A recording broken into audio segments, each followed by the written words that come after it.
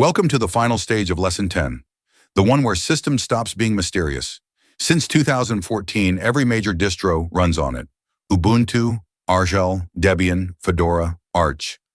Today we're covering 4 pieces: systemctl for service lifecycle, journalctl for logs, unit files you write yourself, and timers as a modern cron replacement. By the end, every long-running process on your machine becomes something you actually control. First piece, systemctl, the command that replaced the old service in config dance.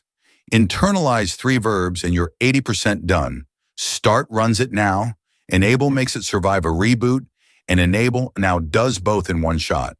The senior move hiding in this list is reload. Push new config without dropping connections. And remember, reload over restart whenever the daemon supports it. Now the lifecycle. Every unit lives in one of 5 states: inactive, activating, active, deactivating, or failed.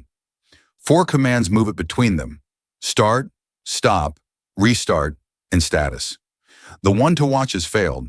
It means the process crashed or exited non-zero, and that's your cue to reach for the logs. Once this map is in your head, systemctl status stops being a wall of text and starts being a diagnosis. And when status points to failure, this is where you go next.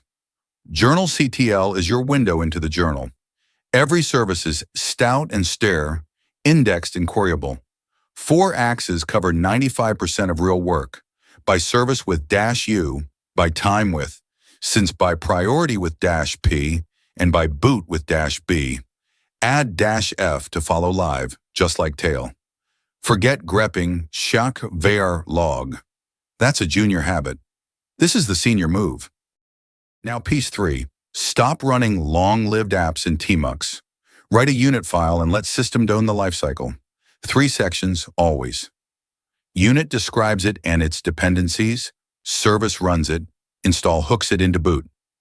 The important lines here: type, rush, simple, user, abuser for non-root, exec start for the actual command, restart, cheat on failure with a 5-second back off, and standard output cheat in our journal so logs flow straight into journalctl.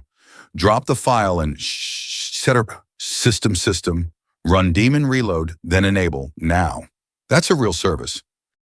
Piece 4, timers. Cron still works, but system timers do it better. You write 2 files, the .service that does the work and the .timer that schedules it. Syntax is human readable. On calendars, shock daily, on bootsec, Python minorin, persistent true to catch up after downtime.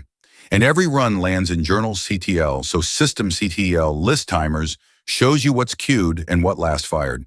No more silent cron failures. Here's the template you'll copy for years. 2 files, backup.service defines a one-shot job running backup.sh as the Postgres user. Backup.timer schedules it daily at 02 or 0, with persistent chunker true, so a missed run catches up after reboot.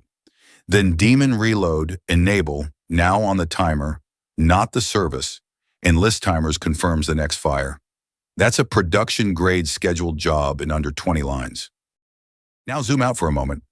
System took a lot of heat, but it won, and these are the 3 reasons why. 1. The same systemctl commands work on Ubuntu, Arrel, Arch, SUSE, Fedora. Your muscle memory finally transfers. 2. Every service's output lands in journal, structured and queryable, instead of scattered across 20 log files. 3. Restart and failure replaces an entire category of babysitting tools with 1 config line.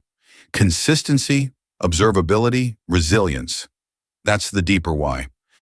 With the why settled, here's the what. 12 commands that cover almost every system situation you'll hit in real work. Lifecycle lives in systemctl start, enable, now, and reload. Status answers come from systemctl status and systemctl failed. Logs are all journalctl by unit, follow mode, since today errors only. And don't forget daemon reload after editing a unit file, list timers when cron-style jobs misbehave, and systemdanalyze blame when boot drags. Print this, pin it, 2 weeks in, you won't need it. Now we turn theory into muscle memory with 3 drills, 30 to 45 minutes total. Drill 1, run the Trinity, systemctl status SSHE is active, failed, then journalctl USSHD within 20 NDF. Drill 2, write a real hello service unit with type one-shot, daemon reload, start it, read its logs. Drill 3, wrap it in a hello.timer, enable, now, and list timers to confirm. Do all 3 and you replace cron forever. Before we wrap up, 5 mistakes that will absolutely bite you in production. 1. Editing a unit file and forgetting daemon reload. System keeps the old version cached, and 80% of my changes aren't taking effect is this. 2. Confusing enable and start, use enable, now for both. 3. Running as root when user repuser is right there. 4. Restart, always on a one-shot script which loops forever. Use on failure instead. 5. Journal deleting your disk. Cap it with systemctl or vacuum periodically. And that's the advanced stage. 3 for 3 done. You've got bash, you've got grep, sed and awk, and now you've got systemed.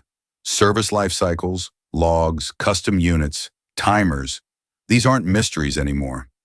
Next up, Lesson 11 flips the script entirely.